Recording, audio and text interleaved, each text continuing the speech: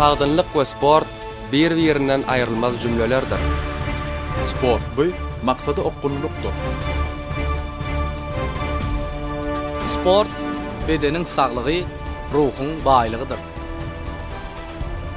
Sport we merdemligiň we tizligiň nişanydyr.